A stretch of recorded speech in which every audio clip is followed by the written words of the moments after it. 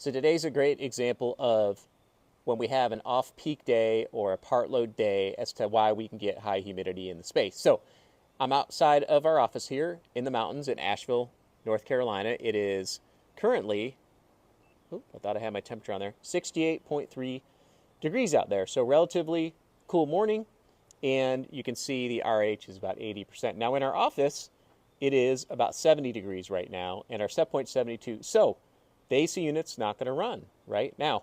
What if we had a system that was bringing in 30% outdoor air and it was extremely muggy? Now I can tell you it's 80% RH here, but the dew point is, it's relatively low. It's 62-ish degree dew point, and we're usually looking for about a 55 degree dew point in the space, 60 degree dew point, something like that. So not terrible, but if we were in Florida right now and you had this scenario where it was cool and the AC unit was not running and you were bringing in 20% plus outside of air that is extremely humid, you can get into some serious problems, and the AC unit would not turn on because you're only looking at the sensible in the space. So that's just an example of how you can get into trouble at part load when you're not monitoring your humidity.